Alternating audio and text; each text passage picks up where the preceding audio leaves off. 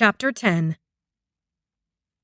Kai's heart nearly beat out of his chest. He fought to keep his face neutral, but that could not hide his slick palms or the sweat running down his back and making his clothes stick to his skin. He looked back at Aranya, propped up against a tree, opening the container of salve. Her brow was furrowed, her eyes flashing with alertness, and her face looked horrible. The new burn was red and blistering under the sweep of her cheekbone. It would certainly scar. The rest of her bruises and scrapes from their recent altercations with the brigands and his family hadn't fully healed. He looked away, swiping up a damaged Jian from the ground. It might have been hers or Delan's, but it needed restringing and balancing. This would be a good thing for him to focus on, something to calm his nerves. "If you'll excuse me," Delan said, groaning as he hauled himself to his feet. "My breeches very narrowly escaped soiling during that episode with the Chilins. I will be back in a dragon sneeze." Aranya wrinkled her nose. "I didn't need to know that." Kai glanced at Delan, who was smirking at him. He returned it, glad for the slight assurance that he was tentatively back in Delan's good graces. But his mouth wobbled. Aranya glanced between them, glaring at being left out. She ought to just be glad that she was Delan's favorite. Delan tromped into the forest, but his turned back couldn't disguise how his hands trembled. They were all shaken up. Though Aranya acted as if new wounds and nearly facing death were a mere inconvenience, she grimaced as she rubbed the salve onto her cheek, but her working hands remained steady and brusque. He remembered the terror on her face when Young had held her at knife point. Was she just trying to rush past the terror before it fully settled in? Her eyes snapped up to his, the ire plainly evident in her tone. That Jian isn't going to restring itself. Kai exhaled through his nostrils, forcing himself to turn around and rummage through the saddlebags for string. Behind him, Aranya hissed in pain. His shoulders tightened, his hands fumbling in the bags. Finally, he found the string, and without glancing toward her, settled himself down onto the ground with the Jian. His legs shuddered with his movement. Even when he was seated, and his limbs should relax, they remained tense and wobbly.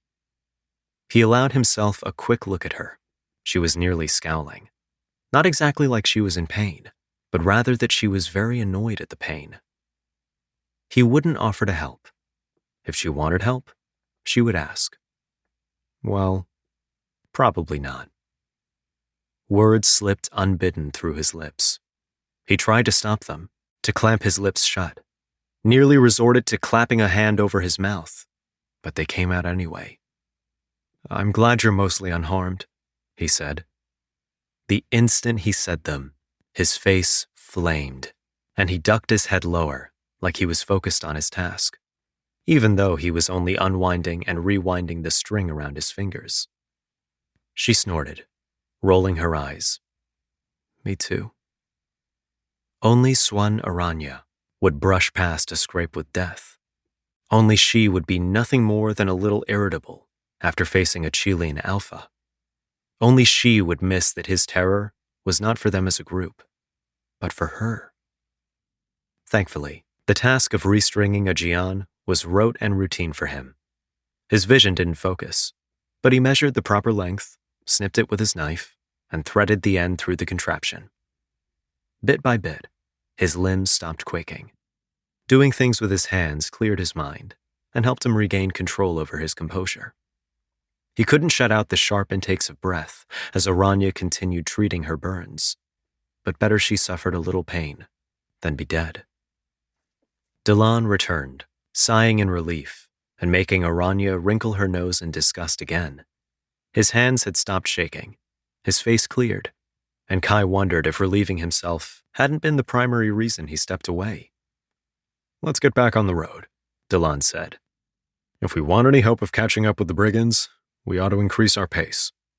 "Sounds like a plan," Aranya said, failing to hide a wince as she scrambled to her feet. Catching up with the brigands and the princess was beginning to seem hopeless. Could they even make it to Butagan? Or would they be shredded to pieces along the way?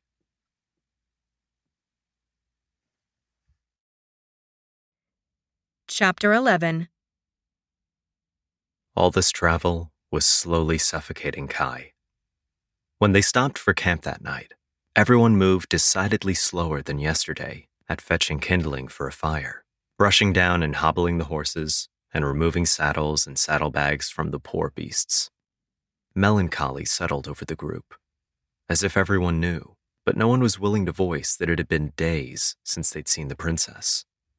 By now, it didn't make sense to switch plans and detour to a city to send a message to Suguan. What use was the location of the princess a week ago, when she could be anywhere by now? The trail was cold, but there was always the chance they could come across it once again. There were only so many travelable routes to Butagan that the brigands and barbarians could have taken the girl. Kai, the bridles of his horse and Delan's hanging from his elbow, approached Aranya's while she brushed it down with uncharacteristically long, slow strokes. Today had taken a toll on her, no matter how much she pretended otherwise. Keeping his voice low, he said, "Next time we stop for supplies, I'm going to buy some cheese." Aranya glanced at him, confusion drawing a line above her nose. "Delan won't let you."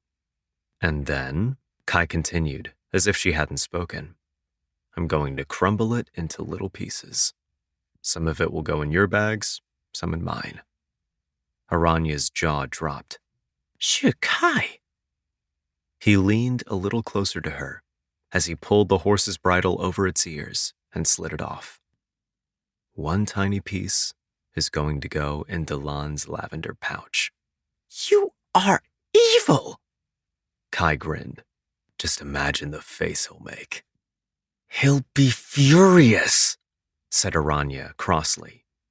But despite her best attempts at control, a tiny smile slipped free. Triumph thrilled in Kai's belly. "What are you two giggling about over there? I smell mischief," called Delan from the pot of rice he was cooking over the fire. Aranya coughed, face flushing. "We're not giggling." Kai smirked at her, then strode past to hang the bridles on a branch until tomorrow. He kept his back turned as Aranya's footsteps tromped back to the campfire. Stones rattled in a wooden box. Delan must be getting out his game. "It's been a while since I've played the Academy Wei Chi champion," said Delan. And Kai didn't need to turn around to know exactly what smug expression currently played across the older wielder's features. "The champion is tired," replied Kai. "He's afraid you'll beat him again," said Aranya to Delan. Kai swiveled his head over his shoulder to glare at her. She grinned in response. And for just a moment, he forgot everything except the sight of her smile. Then, he blinked quickly, shifted his gaze to the ground, and marched to where Delan was setting up the game. He sat cross-legged across from him and studied the blank board and the two boxes of colored stones. Delan had given him black again, as usual. He made his move. They took turns placing and capturing stones. Once or twice, Delan's lips quirked, but he said nothing. Kai kept his face blank, trying to ignore Aranya eating her rice and peering over their shoulders. The end came quite suddenly. Kai sat with his chin propped on his fist, staring down at the white and black pattern before him, hunting for moves. But as he played each move out in his head, with Delan's subsequent moves, it was suddenly clear. He'd lost again. "Pass." Delan's gaze flicked from the stones between them to him. "Pass? Look again, Evanescer. Don't give up too soon." "I'm not giving up," growled Kai. But he looked again. "I'm not seeing what you're seeing." "What about this?" Delan took one of Kai's stones and set it down on the board. Kai shook his head. "But you'll place yours here." He took one of Delan's stones and set it down next to his. One more turn and you'll capture these of mine. Even if I place mine here, it still won't protect them. So, go on the offensive. Delon plucked up another black stone and set it on the board. Kai stared, blinked. Oh. If you're always defending yourself, you'll never take territory. You'll never win. When Kai glanced up, Delon wasn't looking at the board, but at him. They held each other's gazes. Kai could almost hear his parents' voices in his head. You'll be the death of us, his mother had often said. Take this knife, son, his father had once said, and kill him. He'd chosen not to listen to them. Everything about the way they'd addressed him, forced him, guilted him, and coerced him had grated on his soul until he rejected them outright. Something about how Delon spoke to him, however, made Kai want to listen and learn.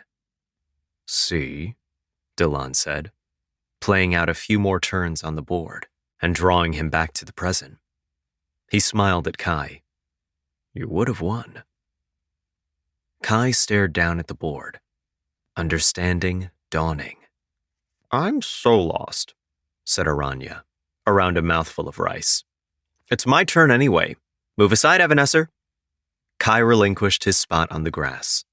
He tried to occupy himself with his supper, but no matter how famished he was, he couldn't stop watching Aranya and Delon play.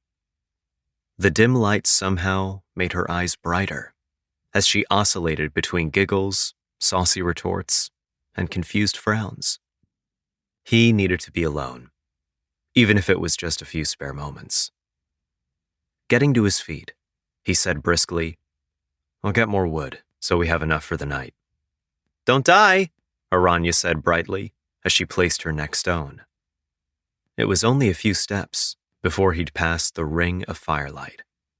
The cooling wind and all-encompassing darkness swallowed him whole. What a relief to be alone for a few minutes.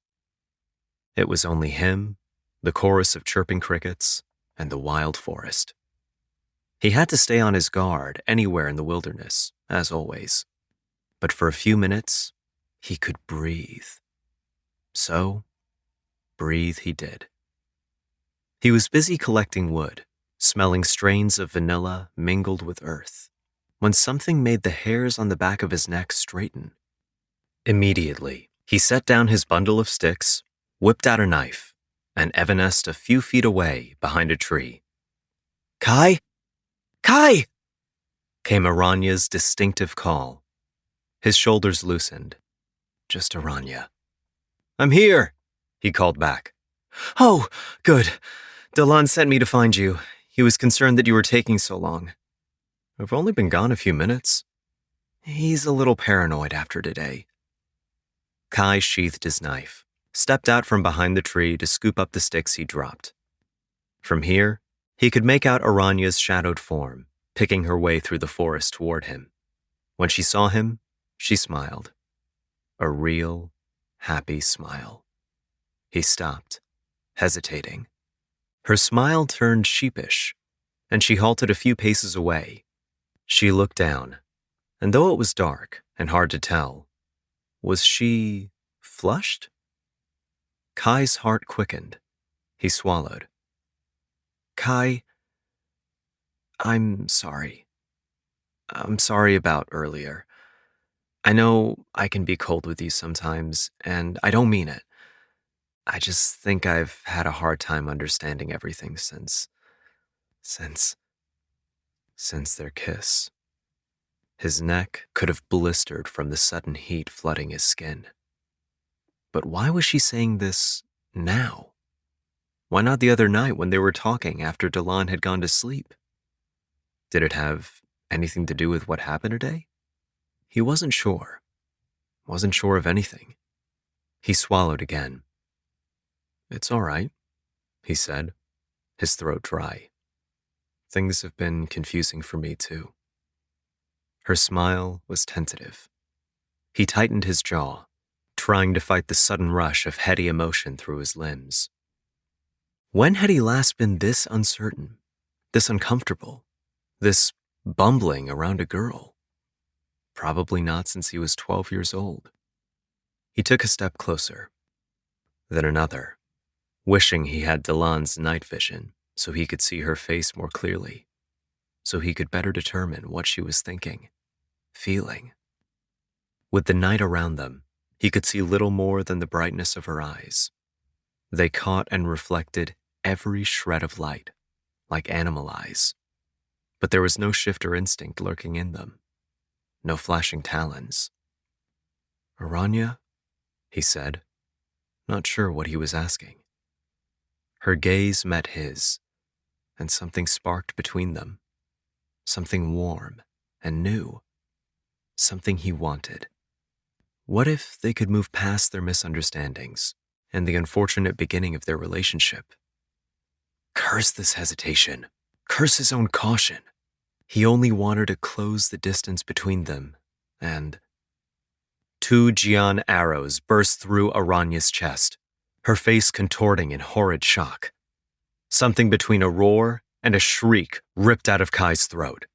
He evanesced to her side, his heart raging with terror. He caught her, just as her eyes shuddered shut, as a gasp slipped through her lips. "Aranya! Aranya!" His cries turned frantic, piercing. He gripped her elbow in one hand, her waist in the other. This wasn't happening. This wasn't, she's shot. She's dying. Aranya is going to— "Get back, you idiot!" That was Aranya's voice, coming from not Aranya in his arms? He was too overwhelmed, too panicked to give it a second thought. "I'm not letting you go," he growled, shifting his grip so he could lift her without jostling the arrows. "I'll get you to Delan. We'll save you. Don't worry." No time to wonder where the arrows had come from.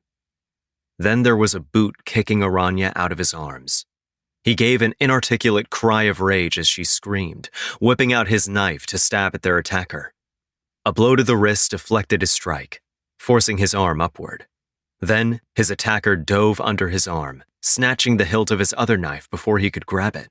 He evanesced behind the attacker, unsheathing his broadsword, and grabbed the attacker's arm, wrenching it backward, and bringing his sword up to— the blade met iron-sharpened talons. "Phoenixes scorch you!" Aranya shrieked, straining to shove away his sword, twisting her wrist, and bringing her leg up to kick him. "Aranya?"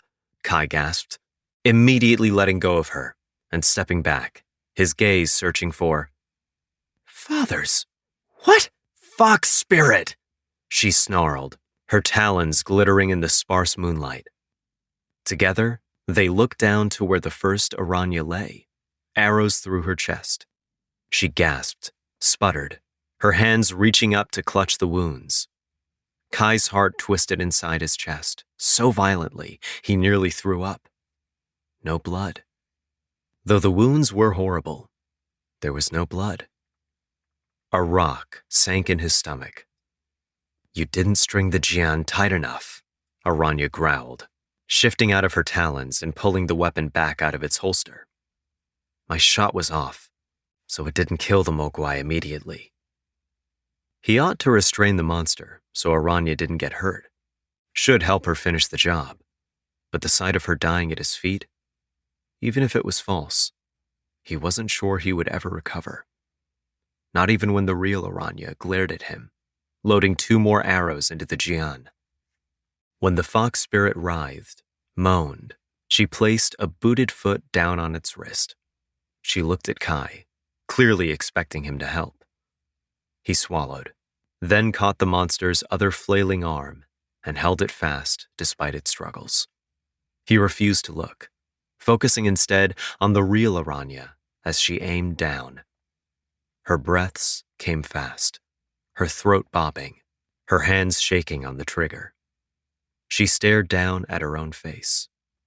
Kai watched as she closed her eyes and fired.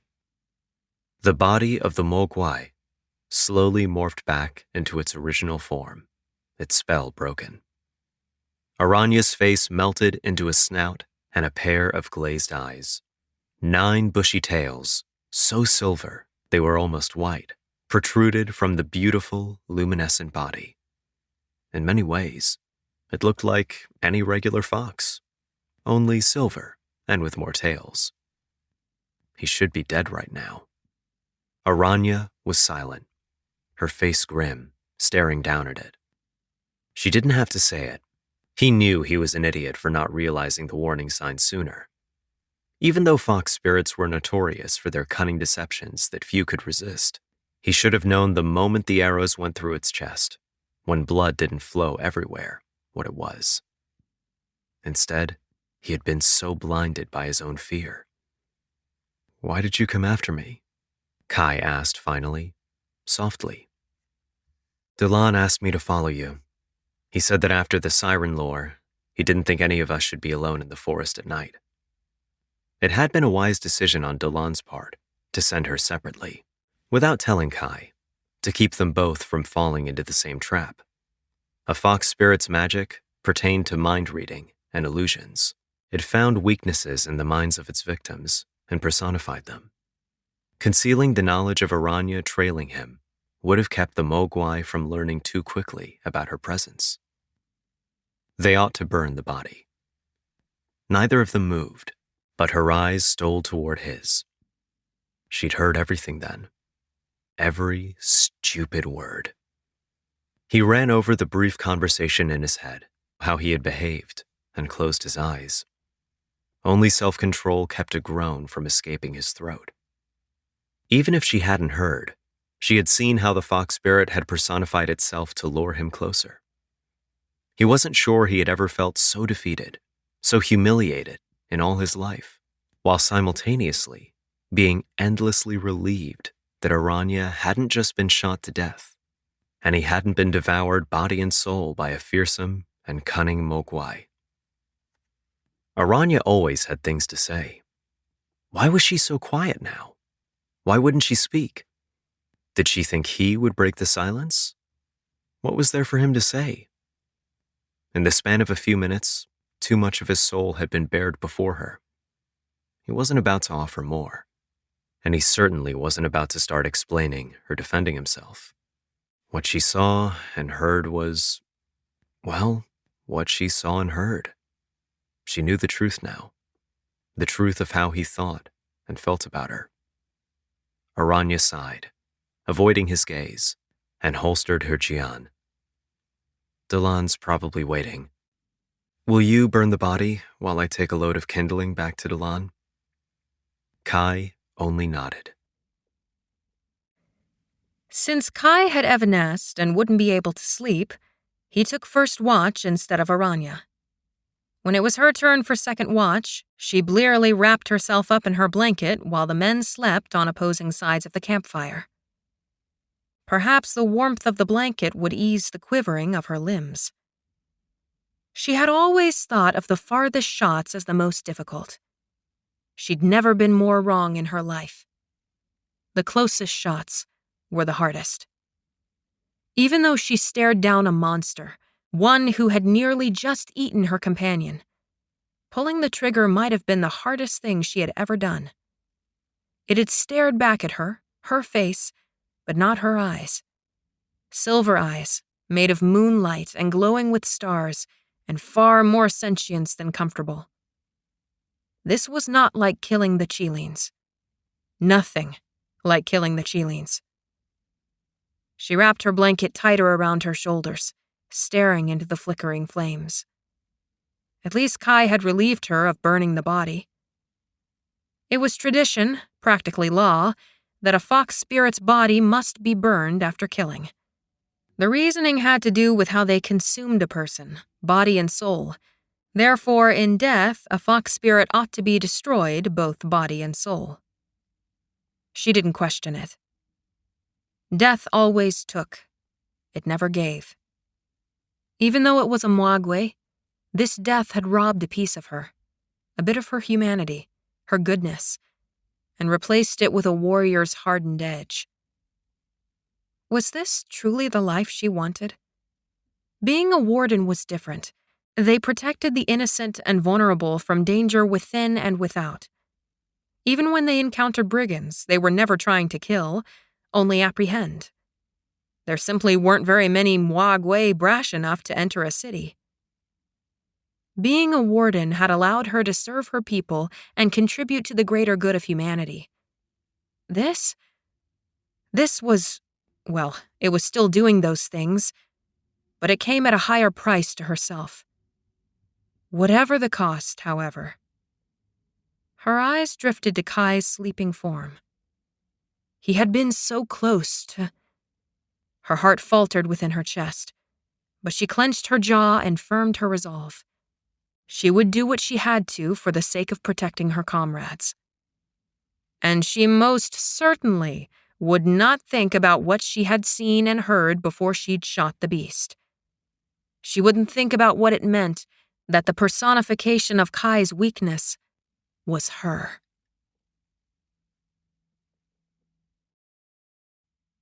Chapter 12. "Are you serious?" Delon cried. Aranya urged her horse closer to his, lifting a branch and ducking under it. "What's the matter?" she called ahead. "Yes, we're serious," Kai called out dryly from even further behind her, lost somewhere in the dense foliage. She might have spat back, not helpful, but just then Delon said, "The bridge!" Aranya dismounted and fought through more branches and bundles of leaves until she broke through and stood on the edge of a chasm. The drop was so steep she couldn't even see the bottom for the fog. When she lifted her attention from the great gorge, Delon stood with his legs planted wide, fists on his hips as he stared down what remained of a rope bridge. A series of hefty stakes in the ground, strung together with rope that had been cut, on the opposite side of the chasm. She took several steps closer and crouched right on the edge of the cliff, bracing her hands on tufts of grass between sharp stones. Below her, drifting slightly in the wind, was the rope bridge hanging listlessly, disappearing into the fog. Something grabbed her collar, and she glanced up to find Delon scowling at her. "Don't go diving off the cliff now, shifter." She chuckled at his grumpy protectiveness, then sat back on her haunches and twisted to look behind her as Kai emerged from the forest, a few leaves stuck in his hair. "I'd bet you just about anything that those brigands cut this bridge so we couldn't follow," Delon growled. And even if they found a path down into the chasm, it would be too much for their horses. "So, we go around?" Aranya asked. Delon's grunt was laced with annoyance as he grabbed his horse's lead and marched away from the cliff. "The way around is very, very long and will set us back significantly. But there's no other option." "East or west?" she asked. "West. Going east and getting on a ship would possibly be faster, but with the seasons turning, it's too much of an unknown variable. The worst-case scenario would be to go all the way to the coast and then have to turn around because there's no ship to board. West. We'll head west. But first, we need to find water for our horses. I think I smelled a water hole back that way." As they fought their way through the underbrush again, Aranya chewed on her lip and tried not to steal glances at Kai. She wasn't sure if she should try to repair their somewhat antagonistic friendship after all the awkwardness as of late. "Maybe I care about you," he'd said. She swallowed stiffly, quelling the rising heat in her cheeks, and said blithely, "Tromping through this brush makes me think of academy hunts." Kai didn't respond. "Did you ever catch a Mwagwe during the hunts?" she pressed, trying not to let her brow furrow in irritation. "No," he said. "Did you try to catch one?" A side eye was the only response she got. "If you weren't trying to catch a Mwagwe, then what did you do all night?" "I went back to my dormitory and slept, of course." Her mouth dropped open, but her heart lifted at the faintest pull of a smirk on Kai's lips. "You really were a rogue," she said. The smirk disappeared, and he went back to being the solemn-faced, brooding Kai she'd come to dislike very much. She drew a deep breath in through her teeth. There was nothing to it. She'd just have to prattle.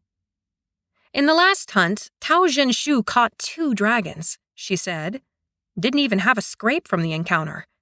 Maybe that's because he's a feral wielder with insane strength. Did you fancy him? Came Kai's drawl. What? She popped something in her neck with how fast she craned to him. No, of course not. He was just one of the top students, along with Fen and Shangdi and all the rest in the top 10. I just admired them all. Nothing like that. You can't blush while you're lying. It gives you away.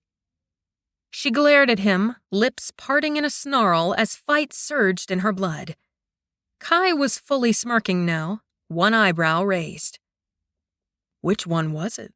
He asked, attempting to school his features into the expression of a trusted confidant. I heard everyone fancied Shangdi at one time or another. I mean, I imagine it would be hard not to, what with being the top student of our class and apparently being almost as handsome as me. He was grinning now. Aranya continued scowling. Or was it Zhenshu, with all that physical strength? Wasn't there also a shapeshifter, too? What was his name? You know, if you married him, you could preserve the shape-shifting magic in your bloodline. Kai took another glance at Aranya, raised both of his eyebrows. Wait, was it all of them?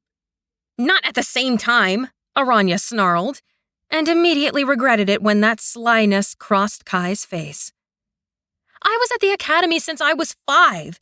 There were a lot of years, and you were criticizing me for my— That's different. You were kissing all of yours. Was I? Weren't you? He only lifted one brow. Maybe someday, if you ask very nicely, I'll tell you. I don't want to know, Kai, Aranya said sharply, not sure what to make of her suddenly throbbing heart and the inexplicable tightness in her chest. She flashed him her most patronizing grin, and then quickened her step so she outpaced him. Delon, she called, when you were at the academy— Delon stopped abruptly, raising a hand. Aranya's pulse quickened.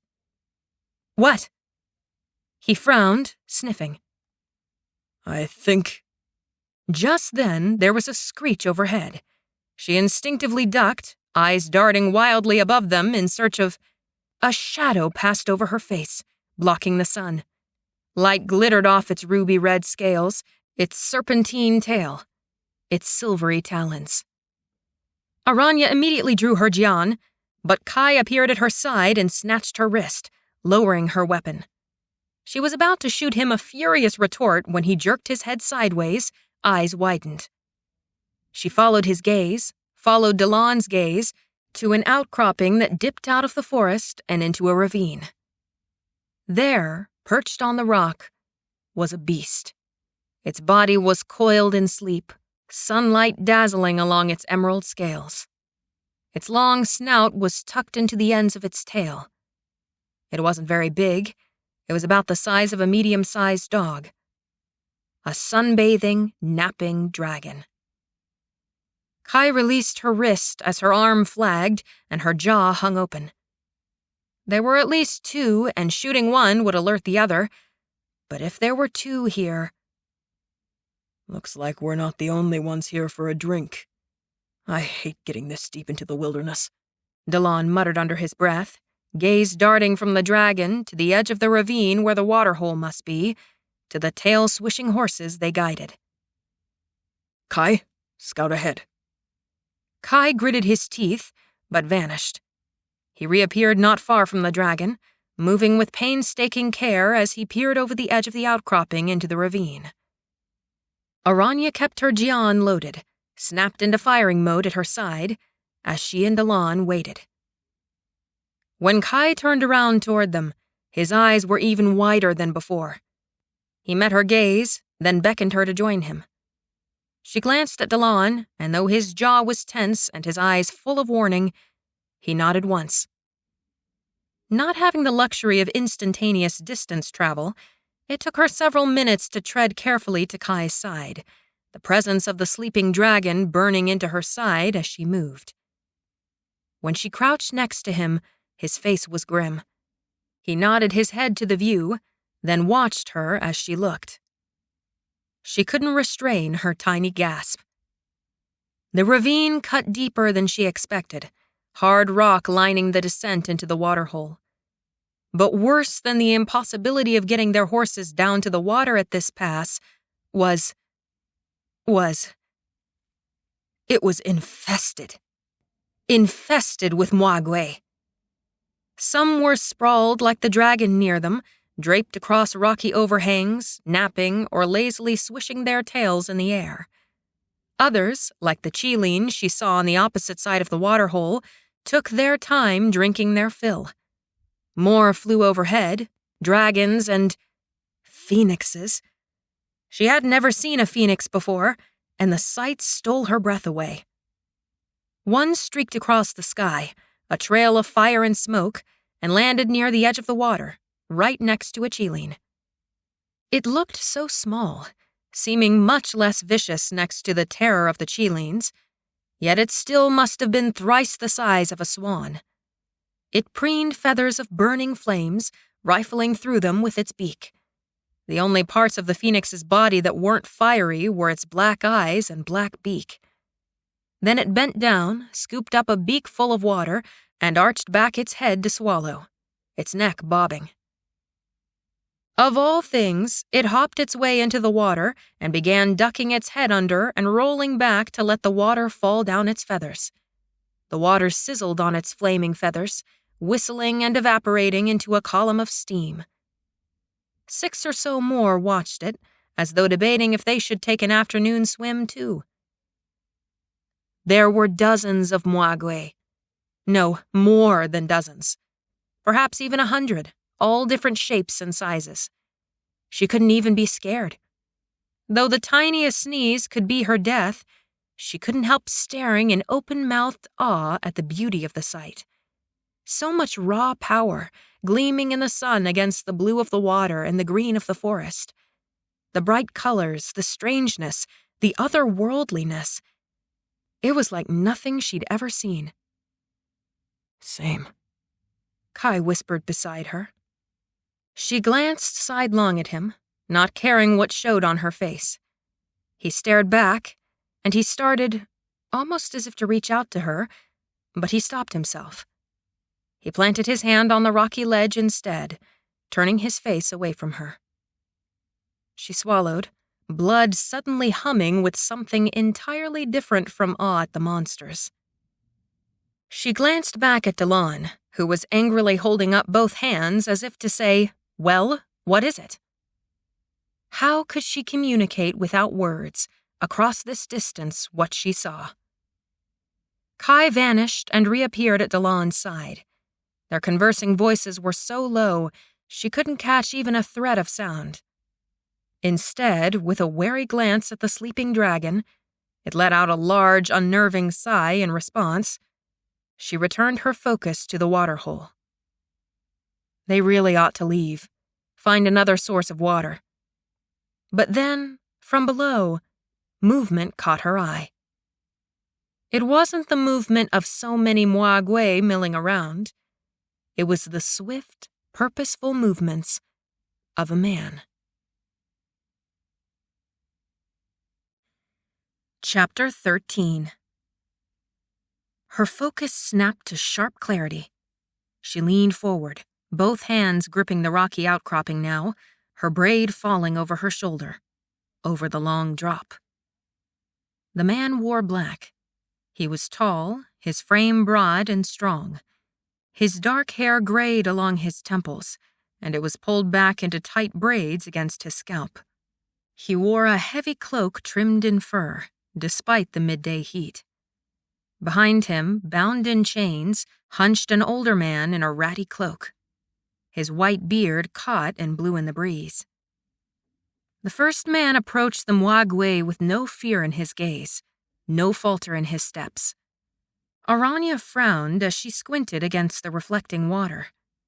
He strode toward the same phoenix she'd been watching, never slowing.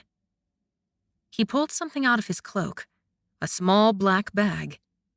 He reached inside, removed something so tiny she couldn't discern what it was. Then, with gritted teeth, he wheeled back his arm and threw it at the phoenix. His movements were uncannily like a lassoing motion, though she saw no rope. But she did see shadow. The phoenix stiffened, let out a caw of outrage, and spread its wings to fly. It shot into the air, only to be yanked down to the ground by some invisible force. Aranya barely smothered her gasp of horror. It struggled, jerking its neck like it wore a collar, flapping its wings. It opened its mouth, fire spewing forth, but almost as quickly, its mouth clamped shut. The man in black stared at the Mwagwe, then muttered a few clipped words. The phoenix stopped fighting. Instead, it hobbled on its clawed feet toward the man. The man pointed one long finger, and the phoenix followed his direction and settled itself primly to one side. Magnificence bound. Aranya's eyes burned. He moved to the next phoenix. The air grew hotter, as the strange man in black bound one phoenix after another. Aranya gaped, her talons lengthening and digging into the sandstone. This was wrong. Killing Mwagwe to protect the defenseless was one thing, but binding them as though they were slaves? At the same time, she couldn't begin to guess how this man could harness such power to bind and use the magic of another. She stopped. Her mouth dropped open all the way to her toes. She stared, realization shining brighter than the sun on the surface of the water. The old man, the one in chains. He was one of the missing wielders, wasn't he? He looked different from his picture in her packet from the Secret Services, but not unrecognizably different. He'd vanished 12 years ago. Du Liuxian, the Evanescer. The man in black, then, was none other than Feng Tsedong. And this was why he kidnapped magic wielders. He had a means of controlling them and harnessing their magic. Unusual magic. Illegal magic. Black magic.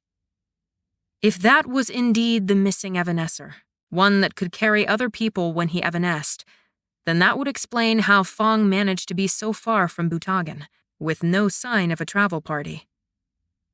Before she could move, Du Liuxian glanced between Feng and the forest, then down again at the chains binding his wrists. Did they prevent him from evanescing? Was there some kind of magic woven into those chains to suppress his power? Could she save him? She didn't have another minute to consider the question, because Du Liuxian turned and burst into a run, away from Feng. Disregarding the Mwagwe, his chains, and his own aging and frail body, he tore into the forest.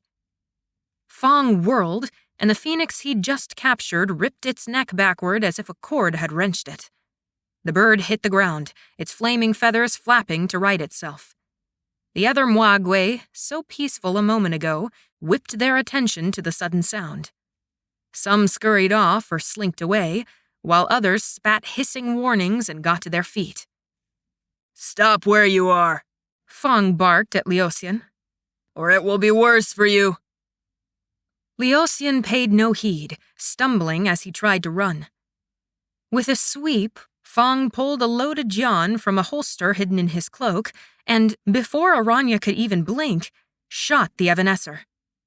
She gasped, covering her mouth as Liuxian hit the ground with a pained cry. 2 arrows stuck through his shoulder. Feng holstered the weapon with a dark expression on his face and ignored the struggling firebird as he marched toward the fallen Evanescer. "Get to your feet," he growled. Then Feng leaned down and grabbed the arrows just beneath their heads as they protruded from his shoulder. "No, please!" cried Liuxian. Feng yanked. The scream that rent the air nearly made Aranya vomit. Rage was fast on the heels of queasiness. She whipped out 2 arrows from her quiver and slotted them in her jian. It was a far shot, but if she could take out Fong now, it would be so much easier to save the other wielders. Feiyan, Zuan Wan, the princess, all the rest. She lined up her sights, staring down the shaft. 1 shot, and this could all be over. Kai reappeared just then beside her, his hand already darting out to grab her wrist, to stop her from shooting. But he appeared so suddenly, his hand coming out of nowhere. Aranya startled. She jolted, the movement harsh and abrupt, and without intending to, she pulled the trigger. She flung herself downward, and the movement was enough to throw the arrows off trajectory, sending them shooting into the air. If their sudden movement or the bits of outcropping crumbling around them and tumbling into the water didn't give them away, the whizzing of the arrows through open sky did. Fong, along with the entire dozens upon dozens of Moagui, turned to look at them. Kai had already ducked below the ledge, but Aranya stared back, caught like a stunned deer in the sapphire blue gaze of the strange man. Then Kai grabbed her upper arm and yanked her down. "What were you thinking pulling out your jian? What were you thinking startling me so badly? Did you see what happened?" "I didn't." A nearby hiss made them both turn. The emerald dragon woke up. Its tail uncurled from around its snout, and it raised itself up on its haunches. Beady golden eyes, with slits like a cat's, fixed on where they crouched only a few feet away. It spread its leathery wings, iridescent in the sunlight, and shrieked. "I swear I'm going to kill you both!" Delon growled from where he'd stayed guarding the horses, already mounting up. The dragon's head swiveled toward him, toward the flesh of the 3 horses, and it threw back its head and shot a pillar of fire into the air. Wings flapped, smoke curling out of nostrils. Aranya scrambled back, trying to reload her jian. "Over here, you big idiot!" she called to the dragon. Kai spewed out frustration, unsheathing his broadsword. But the dragon merely shrieked again and shot into the sky, flapping its beautiful wings.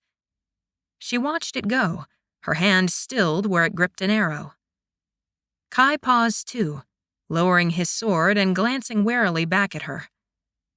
She scooted in the dirt back to the ledge, carefully peering out again.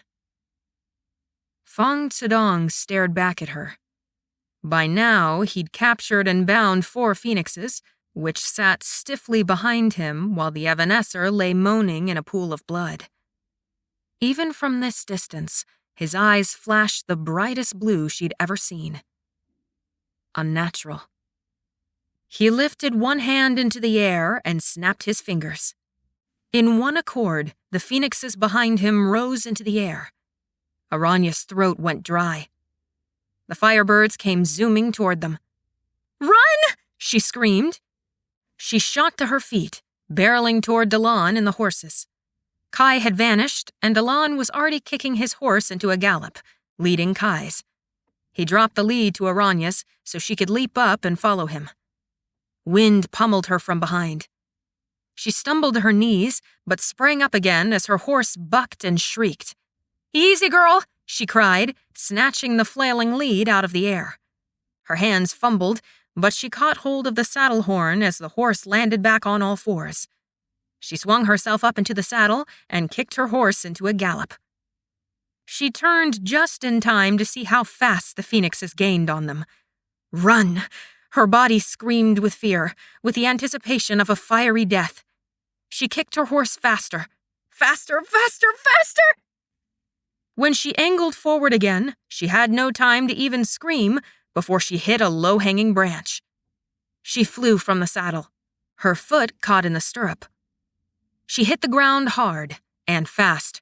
Her horse didn't stop. It charged forward at the same galloping pace, dragging her with it. The uneven, rocky ground ripped into the vulnerable flesh of her back. She twisted, gasping in shock and pain. But there was no time to think. She'd be dragged to her death if she didn't do something. Fire burst near her, scalding her face with sudden heat. With a cry, she shifted her hands and, using every last bit of her strength, curled upward and sliced through the leather. She stopped so suddenly it was painful. Overhead, the phoenixes careened past her. She might have laid there, her back burning, her head throbbing, but one of the phoenixes wheeled and banked toward her. Aranya sucked in a pained gasp of air, tasting blood on her tongue, and scrambled up to her feet. She fumbled for her jian, realized it was missing, and right as the phoenix screamed and opened its gaping, teeth-lined beak, she tore off into a sprint. Into the depths of the forest. She couldn't outrun it, but if she could find wood too dense for it to penetrate, fire shot through the air, incinerating the trees above her. She threw up her hands, futilely shielding her head from falling debris. Her heart thundered in her chest, her breaths coming in bursting gasps.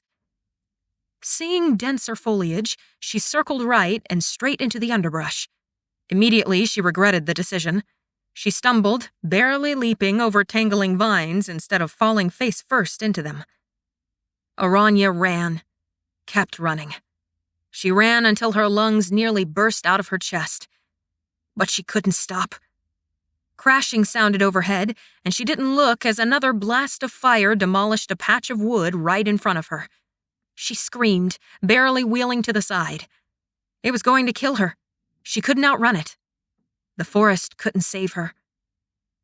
Another burst of fire came alarmingly close, but she ducked under a branch and skirted around a tree, sprinting again. Yeah. She refused to die. Not while her grandfather still breathed.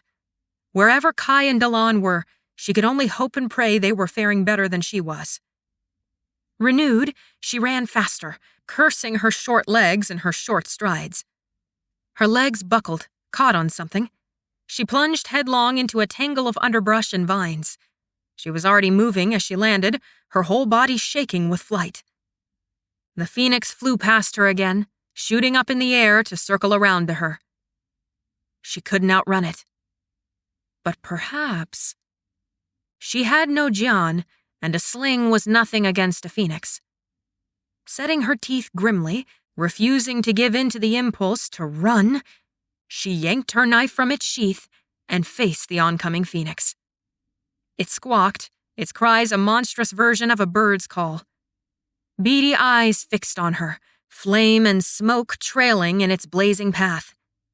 There was so much more intelligence in those eyes than she expected. Stay. Her muscles jerked. It was painful to stay still, to not run when death stared her down.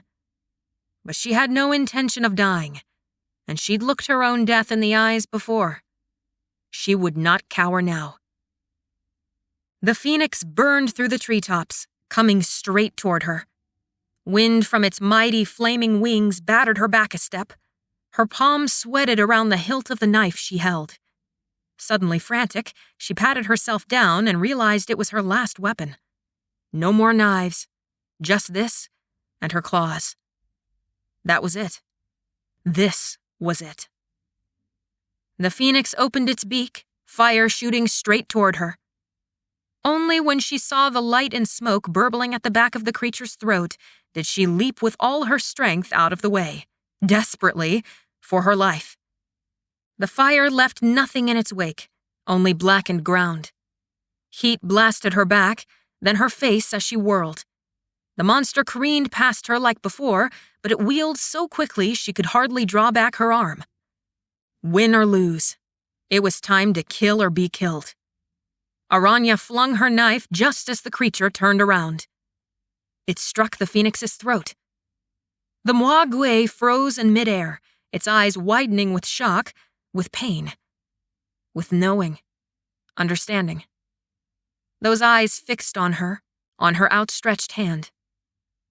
Then it fell, impacting so hard the ground shook. Its fire snuffed out like a candle. Aranya let out a shuddering sob. "I'm sorry," she gasped. "You were a prisoner, controlled against your will, and I...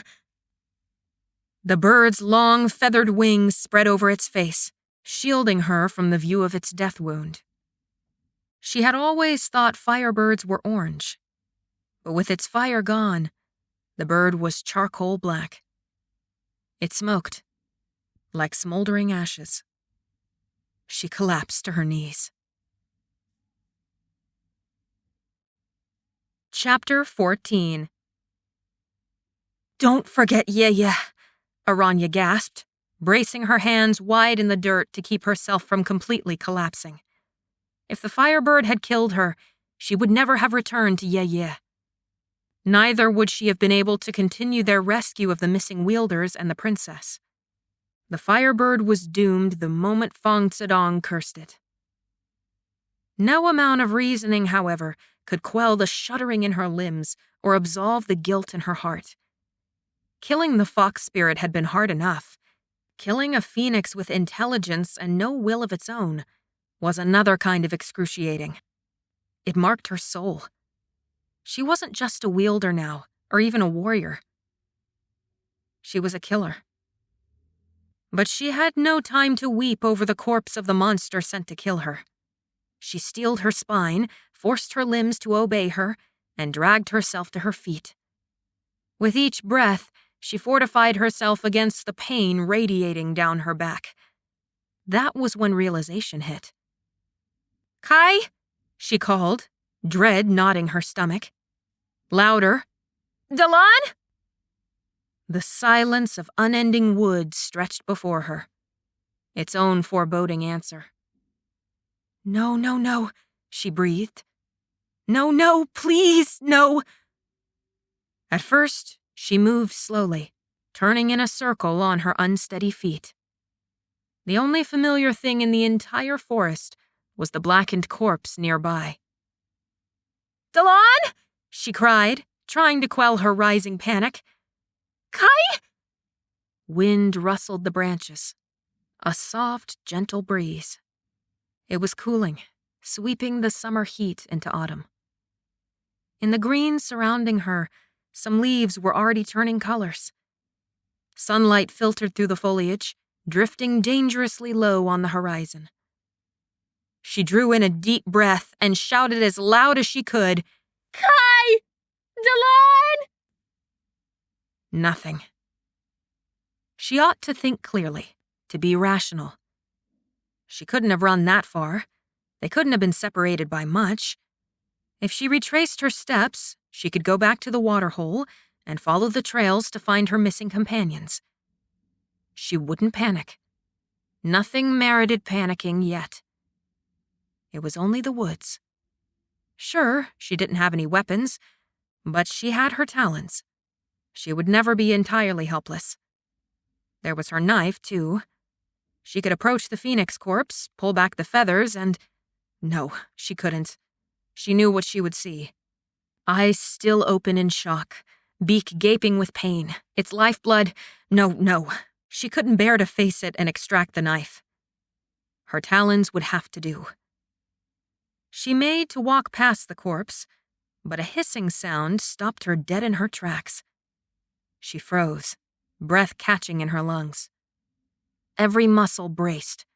Her hands tensed to shift. Something slithered near her foot. She shrieked and leapt back as something gray and sinuous flashed through the underbrush. It was big, thick as her arm and at least 5 feet in length. The size didn't frighten her so much as the stories she'd heard in class of this creature's venomous bite. But it wasn't coming for her. It went straight for the corpse. Aranya watched in horror as the snake-like thing slithered up to the blackened firebird and sank its fangs into its spine. The snake monster's body convulsed, and it took her a second to realize it was sucking. More hisses filled the air. Terror froze her blood. The ground began moving. Out of nowhere, called by the stench of blood, dozens, no, hundreds of gray, patterned bodies slithered toward the carcass. She turned to run, but they were coming from every direction. She was surrounded. One bumped against her foot, and when she jerked back with another shriek, the creature reared its head and flashed its fangs at her. She barely had time to shift her hands and swipe at it before it struck. deflecting the deadly blow. Then she was scrambling up the nearest tree, her body screaming in protest as she swung herself into its high branches. Bark dug under her fingernails, so sharp it drew blood. But she didn't care. All that mattered was getting away from the swarm of scavenging monsters. They could slither up trees. If they did, she was dead. She could only pray they were preoccupied by the phoenix. At that thought, she twisted on her branch and peered out toward where it had been. Her stomach convulsed. Where the phoenix had been, there was now a writhing mass of gray bodies.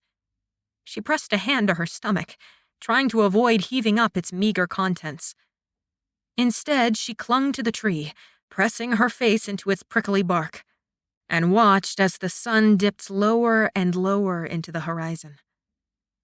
More skittering creatures came, ones that looked more like a bug version of a rat. It was a swarm of moagwe, their sounds alone making Aranya so woozy she nearly toppled off her perch. Instead, she clung tighter. Each breath was a heaving shudder. She watched the hours slip by, watched as night slowly descended. She ought to climb down while the monsters were occupied, but it seemed from every corner of the world more kept coming, skittering and slithering. "Where are you, Kai?" she whispered, a sob catching in her throat. Between his magic and Delon's, they ought to be able to find her quickly enough. Unless they had fared even worse than she had. Unless, even now, monsters feasted upon their corpses. Aranya choked as panic, full and all-encompassing, descended upon her. It welled in her throat, cutting off her air, tightening her chest. She couldn't stay in this tree forever, and if her comrades needed her, she ought to face the monsters below. Night was almost here, and with it, all hopes of retracing her steps would be lost. At best, she'd been a mediocre tracker in daylight. Ignoring her body's protests and the blood staining her tunic, she lowered herself on shaky arms to another branch. The movement, though slight, elicited a hiss from the monsters. She froze, her breathing turning frantic. They returned to their meal. She moved again. This time, a few stray snake monsters came slithering her way. She scrambled further into the tree, panic driving her higher than safe. But the monsters began coiling their way up the trunk of the tree, and something within her snapped. Tottering precariously, she broke branches and hurled them down at the beasts. They hissed, and she successfully knocked one off. It landed on the ground, but immediately began climbing again, unperturbed. She suppressed a sob, hair in her face and snagging on leaves and branches. She ripped off bigger branches, throwing them harder and harder at the creatures. More fell, but one very persistent one reached the top. She couldn't climb any higher. The monster hissed, baring its fangs and striking at her feet. She screamed, catching hold of an upper branch, and swung her legs out of the way barely in time. It hissed, snapping its jaw in fury, and slithered up further.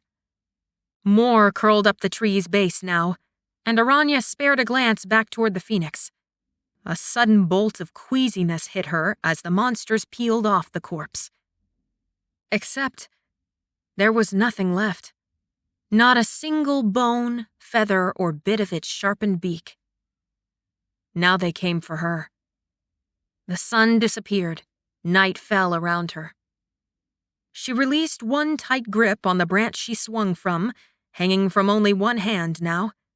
Her other hand she shifted. With a feral snarl, she swiped at the close monster. It struck at her, but she was barely faster. She pierced its scaly hide with her talon, and before it could bite her, flung it as far as she could. They kept coming, and she was in the worst possible position. More struck at her feet. Her grip turned sweaty on the branch, her core straining. Not knowing what else to do, she glanced toward the neighboring tree. There was a branch that was sort of close.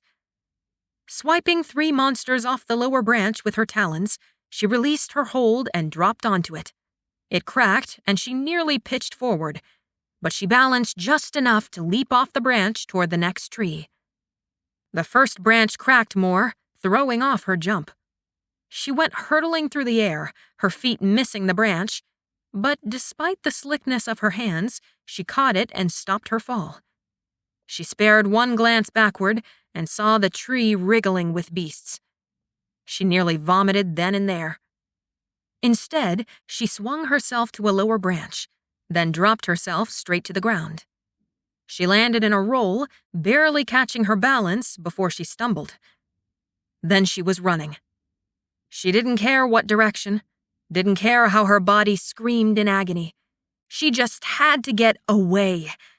And then, despite knowing it was utterly idiotic, she screamed at the top of her lungs, "Kai! Kai!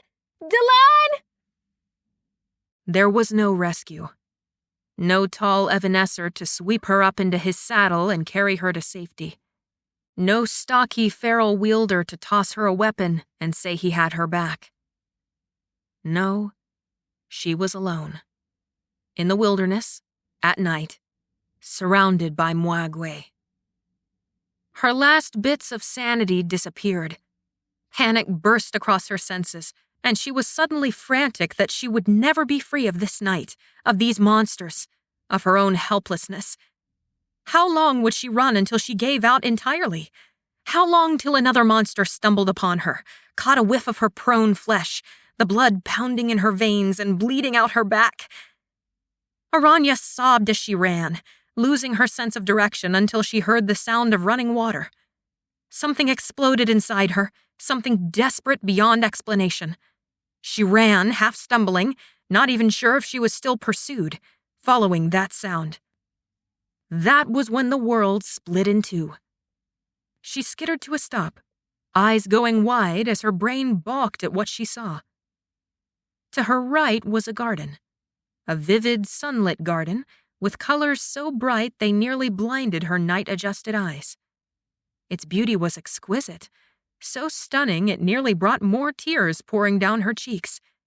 It seemed to rip through the seams of the world, rending it and pasting on top of it this vision.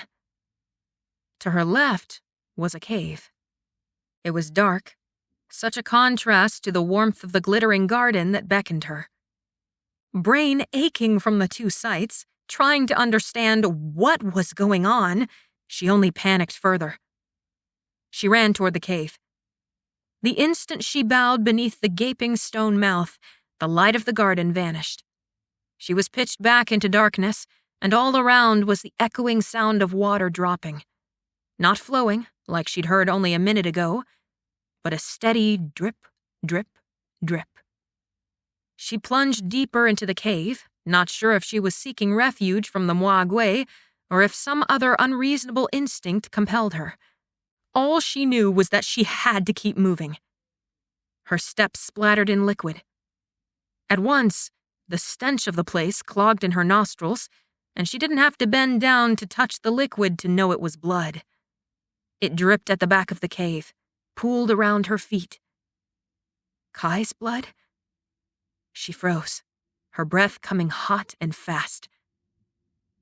"Kai," she called softly, but her voice echoed throughout the chamber, bouncing off rock and blood. "Dylan?" The shadow that emerged from the depths of the cave was neither Kai nor Dylan. Yet Aranya recognized him almost instantly. Her heart stopped. The brigand. The illusionist.